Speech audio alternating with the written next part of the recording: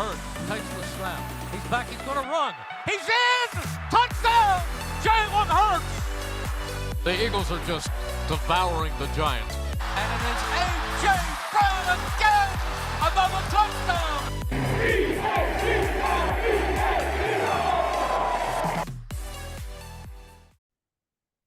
Welcome back to the Linc Lineup. This is episode 19. Going into this episode, I couldn't think of a number 19. Thought of J.J. Arcega-Whiteside. Then I thought to myself, he's ass. We got Tanner McKee now. So this will be the Tanner McKee episode. I'll be doing this one solo today.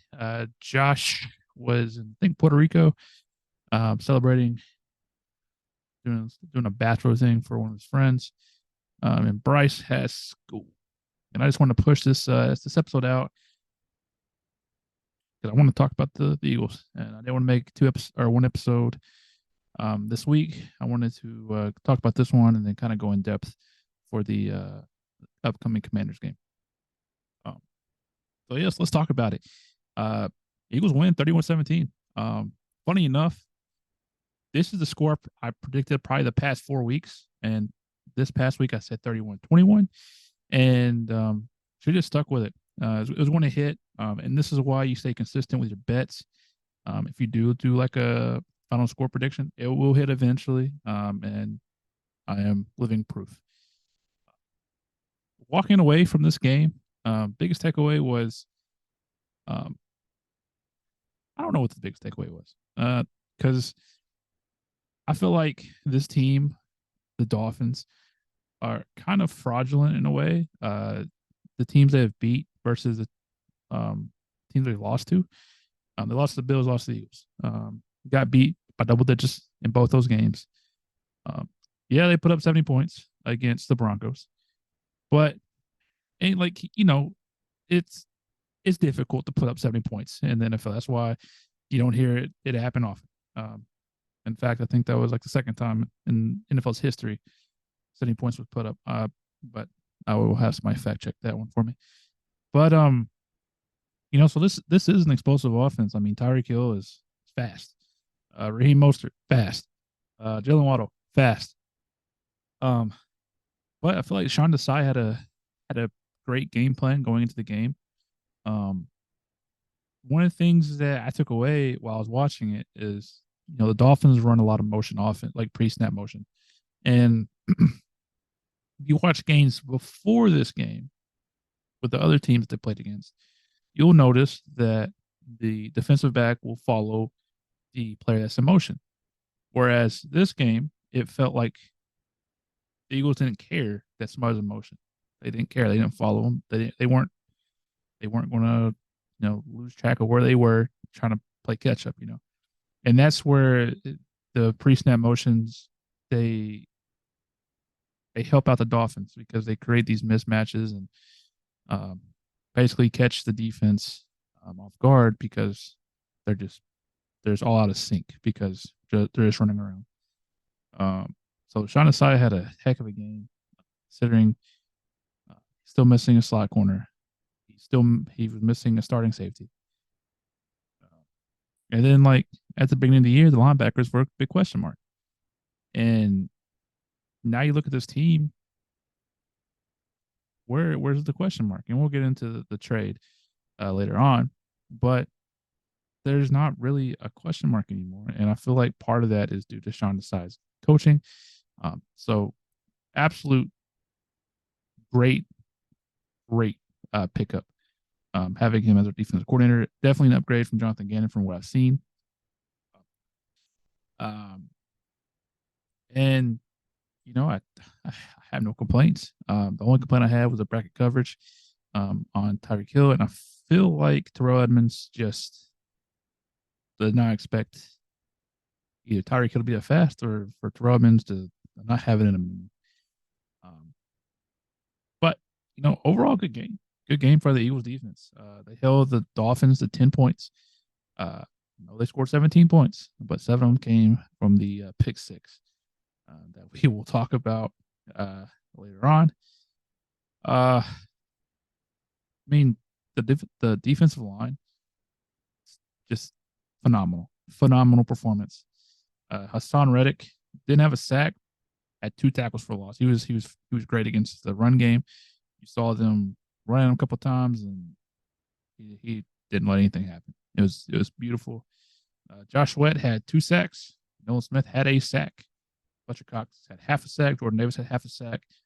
Jalen Carter had we're going to call it a sack. I knew it wasn't going to be a sack. They didn't count it as a sack, but everybody else wants to be a sack. But he was there, right place, right time. Also creating havoc all night long. And briefly touching on the defensive line, there's one person that I want to talk about, and I feel like they don't get the recognition they deserve, and that's Josh Sweat. No, Hassan Reddick makes headlines with his performance last year. Jalen Carr, Jordan Davis get headlines because they're the Georgia duo. They're young, they're upcoming, they're exciting. Fletcher Cox has been here for forever, and it feels like Josh Sweat gets overlooked, and he's tied for the lead on a team in sacks with 5.5 this year, and he just plays. He is an all-around great defensive end. He's great against the run. He's great against the pass. He's a great player to have on your team. He has a high motor. He's going to do what he can to get the job done. And, coming out of college, I liked him. I liked him a lot, especially whenever he came in his rookie year. I knew something special was going to happen with him, but I didn't think he'd play up to this level. I'm glad we have him. I love this defense. I love this team, and it's only up from here. But briefly talking about the offense now, because I don't have my co-host to bounce back and forth with today, so I'm going to touch over everything that happened in this game, and then if I think of something else, I'll talk about it. So if I forget some things, forgive me. But offense, I will say this. So after the game, so rewind. Second quarter, Jalen Hurts takes off, and I remember looking, and I see him like hobbling, like to the sideline. He was like galloping almost, and I was like, "Oh man, what has happened?" And for those who don't know, I'm going to the Commanders Eagles game this Sunday, and then last year, I went to the Cowboys game on Christmas Eve, and so seeing Jalen hurt, I'm thinking maybe I'm just bad luck because I think it was probably the Bears game was before the Cowboys game, if I'm not mistaken, and yeah, because play the Cowboys, play the Saints, it's the Giants. Yeah. Yeah, so Jalen got hurt right before I went to the game. And so he got hurt this game too. And so I was like, man, I'm just bad luck. And I was thinking maybe I shouldn't go to the games anymore. That's the first thing that popped in my mind whenever he was hobbling. Then, he leads the team to the touchdown, scramble to the right side and hit AJ Brown on the same drive. And I was still confused. I didn't know if he was hurt or not because, he looks like he's hurt. He looks like he's not hurt. Nobody knows. Then he didn't get the report that he's the last person out of the locker room. Heart's breaking. Something's up.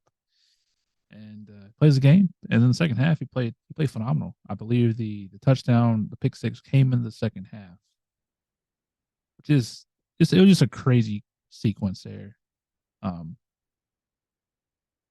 Yeah, just bad luck. I'm gonna chalk it to bad luck. But played great, played confident. Couldn't ask for much more from him. But this offense, I think, is finally figuring itself out a little bit. Brian Johnson finally, figuring out what's working and what sequence to call certain plays. And the only complaint I had from Brian Johnson was the first red zone opportunity where we're just we're calling quarterback runs, which I think Jalen called that himself. But I think we got the ball to Kenneth Gainwell. It's not good. It's not good. You can't set yourself up to score by giving somebody the average 2 yards to carry this game. The ball in the red zone just won't happen because I think we had the ball at the 10 or 9 yard line and we got a yard, got 2 yards. And then instead of passing on third down, we ran it and couldn't even push our way in there. It just sets up a chance to score and we're just blowing it away. We're just blowing it, But I feel like he could be better in the red zone, and that's my only knock because he's calling a great game. I feel like from the 20 to the 20, but other than that, it's just like, what are you doing, man? What are you doing? Just halfback dives to Kenneth Gainwell. We all see the memes. But AJ Brown had a phenomenal game. Phenomenal game. Can't say it enough. Phenomenal. 10 for 137 for a touchdown. He's great, man. He is so great. Like I said last week and probably the week before, is like we're witnessing he could be an all-time great right in front of our very own eyes. He's like 25, 26. But he has plenty of good years yet left in him, and he's an Eagle. And we haven't had a wide receiver like that in a long time, since probably Terrell Owens. And we're just watching. We're watching it happen. But Dallas Goedert, 5 for 77 for a touchdown. He had a good game. He got involved early.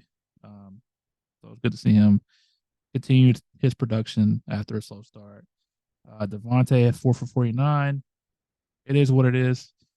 I feel like he's going through something because he's look at the picture. I think the picture had with him and Ocho Cinco, Deshaun Jackson, Julio, and AJ. I feel like he had a splint in that picture. You can see it clear as day. Maybe it was before like the pregame video that we saw that NBC aired. But you can see that he had his finger wrapped up. So he might be going through something. It's hard to catch a ball whenever you have like a broken finger. Your finger's limited. So, I feel like this is not going to be the norm for Devontae. I feel like he's going to step it up, and it's just a matter of time before it happens. Julio had 1 catch for 3 yards. That's okay. That's okay. My prediction might not come true, but I mean, he got a catch. He getting his feet wet, and they'll add him into the offense more and more and more throughout the year, and it'll be so exciting to see what he looks like at the end of the year. But the biggest topic is Jalen play. The fumble definitely on him. Had to wait too much time. There just to give it away. Had plenty of opportunities to pass it before he got strip sacked. But he was indecisive. Got happy feet. Might be, just a carryover from last week. But like I said, overall, solid. Probably good to great game from Jalen. If you take out those 2 plays. Anything else I want to cover before we talk about the big trade? The Kelly Green jerseys were great. Love that NBC played along, put the old logo on everything, every graphic that we had. Wish at the end when they gave the game ball to the guys that they put that old logo on there, but they didn't. That's the only thing that they failed at. But everything else was perfect. Everything else was so perfect, and as somebody who didn't grow up during those times, so I don't hold that that feeling of like you look at the Kelly Greens and you think of like Jerome Brown, Reggie White, Randall Cunningham. I don't have that like nostalgia that some fans have, and some fans aren't happy with the Kelly Greens because they're not the same shade. Whatever. It's cool. It is so cool looking at them. Do I think they should go full time, Kelly Greens? I'm on the fence because I feel like the Eagles are one of the few teams that haven't had like a major change of their jerseys in a long time. We've had the same, yeah, it's been the same jersey. I know we changed the material when we switched over to Nike a couple years after the NFL switched over to Nike, but it's been the same. It's been the same. Um, and like I like the midnight green. I do. But as everybody that's ever looked at a picture uh can tell you that it looks like blue sometimes. It looks blue. So uh, I don't know. I don't know. I think the logo is awesome. I think it's cool, but that logo is cool too. Uh, so I couldn't tell you. I couldn't tell you. But I know a lot of people do want to come back full time, and I feel like it could possibly come back. It'd be interesting to see what happens there. But what people don't realize is if you change the logo, you're going to have to change a lot of different things, and it costs a lot of money. Uh, but we'll see what happens. We got one more Kelly Green game against the Bills. I hope they um, maybe add one more game, probably the 49er game. Probably won't happen, but yeah, we'll see what happens. Speaking of the 49ers, they lost the Vikings in Monday Night Football. They lost to primetime Kirk, something the Eagles have not done in a while, probably since he played for that Washington team. But yeah, they lost 2 straight games, and they had the Bengals coming up next. So depending on which version of the Bengals they get, they could lose 3 straight. And that'd be a pretty big cushion for the Eagles. Wish we would have capitalized last week and beat the Jets, but it is what it is. Can't take it back. So here we are. I think the Cowboys want to buy. Yeah, they were definitely going to buy. So can't game on them. But obviously, you play them in 2 weeks. Definitely need to beat them to gain some breathing room in the NFC East race. Trying to be the first team to go back to back since, what was it, 2002, 2001, 3? Couldn't tell you. But anything else? The only thing that I will say is the Jalen thing kept me up at night the whole night. So I had to work. I didn't work at like 7 o'clock in the morning. And of course, being on the East Coast, game ends at like 11:30. And like you can't go straight to sleep. You just can't. It won't happen. It's just not going to happen. So I was up. I like to read articles from Rube and Jimmy Kimsky after the games. It's my post game. I don't want to call it ritual because it's not really a ritual, but like a routine, I guess. And so I read them and didn't hear anything about Jalen. All right, what's happening with Jalen? So I'm listening to press conferences, nothing. Nick's like, he's going through something. And then they finally get Jalen up there. Hey, Jalen, how's your knee? Good. Next question. He's like, do you think the brace will affect you throughout the year? And he's like, I hope not. Or maybe the question was like, are you gonna be able to play? Like, is it going to hinder you at all? And he was like, I hope not. Like, come on, dude, just give us something. Put us at ease. Because he had a knee brace on in the second half, and I don't know what to make of it. I hope Marcus Mariota doesn't try out there on Sunday unless we're just beating the brakes off of the Commanders. But it was frustrating. It was really frustrating listening to him talk. I'm like, man, just give us something. Just tell us it hurts. So I'll say it, man. It hurts a little bit, but I'll be fine. Which he did say I'll be fine, but I don't believe that. I don't believe that. I don't want to believe it. But reports say that it seems like he won't miss time at all, like even practice. So it's something to monitor, but I think he'll be all right. But yeah, Eagles move on to 6-1. Dolphins are up to 5-2. And the Commanders are next. Commanders are next, and we will talk about them next episode. I'm excited for that game. I'm excited to be in the stadium. I'm trying to visit every single stadium that the NFL has to offer, and haven't been there yet. So it'll be another stadium I can mark off the checklist. And yeah, leave Saturday. Be back on Tuesday. Well, that's whenever we'll probably record the review show. And yeah, super excited. Bought the tickets right after they sold the ticket, or they sold the team to I forgot his name, but Josh, it's like Josh something, I think. Bought them, and then prices went straight up. They skyrocketed. So got really good seats for super cheap, and I'm excited to share the pictures.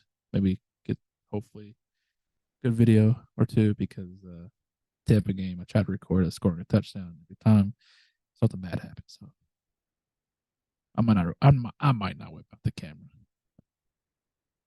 But moving on to the last subject before I wrap up this show. Eagles, little bro, the Titans once again.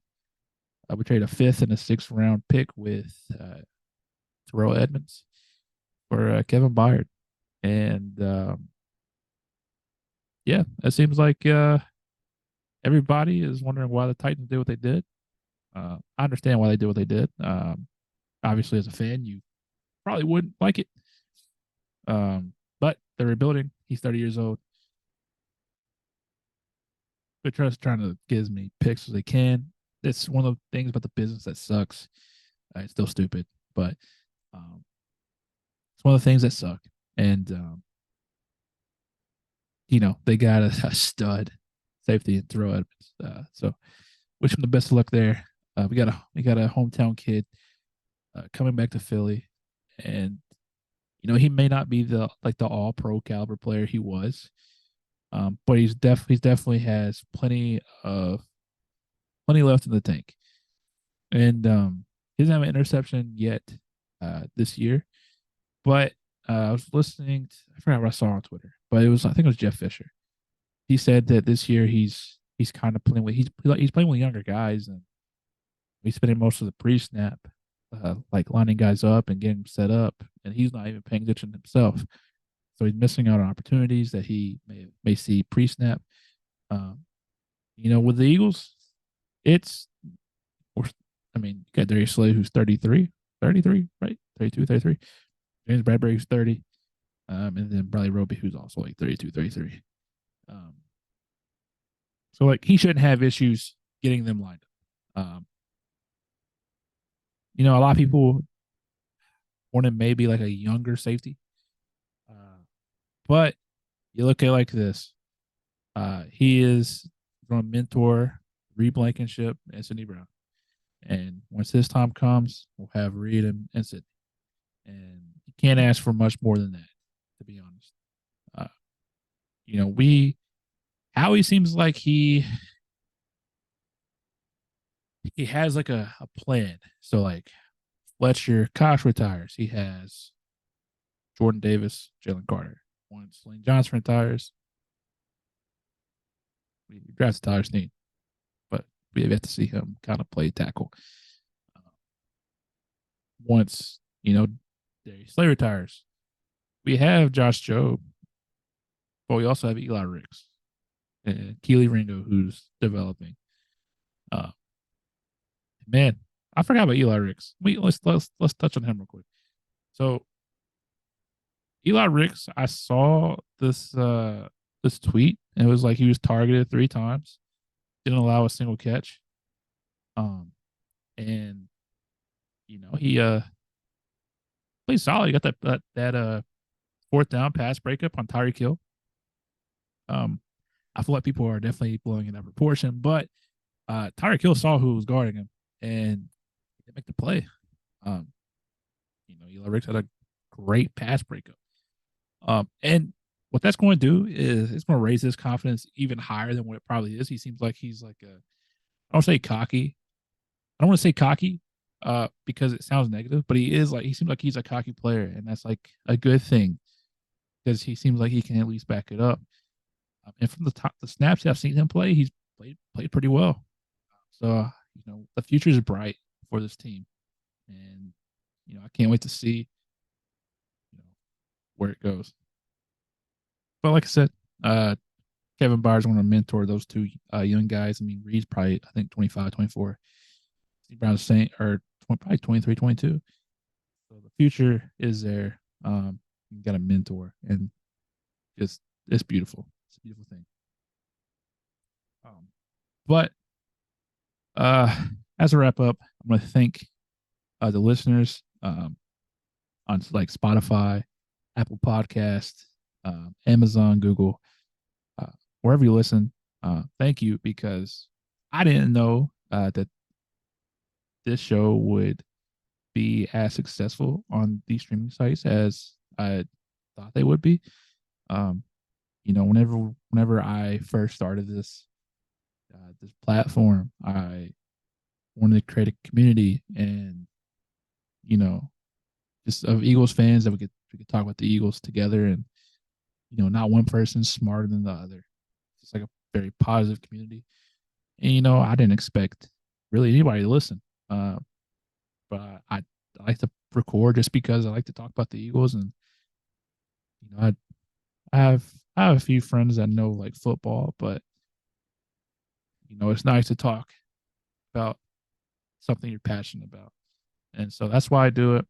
But I didn't imagine the success that we've had on those sites would have been as great as they are. So to anybody listening, thank you. You are awesome. YouTube, we are working on you. I think it might be because my face is plastered all over your screen, and I wouldn't want to look at it either. But it is what it is. But thank you all that listen. It's fun. The season has flown by. We're already at week 8, and part of me wishes it would slow down, but part of me wants it to speed up because I want to go back to Philly in December. But I know that's like wishing the season away. I don't want to do that. I don't want to do it, but here we are. Still got a long ways to go, and I'm glad that I'm taking. You guys are part of the ride. So thank you to anybody that listens. As always, follow us on all our socials at the Linc Lineup.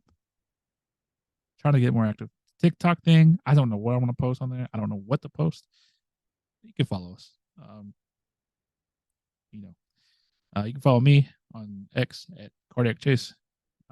I'll follow you back if I see. If you like the birds, I'll follow you back. And then, if you're listening, follow the show on your favorite platform. Leave a rating on your favorite platform. Let us know what you think. YouTube, like, comment, share. You want to watch the video for more than 30 seconds? That gives me a view, and that means the world to me. So thank you. If you made this far, thank you. But as always, until next time, go Birds.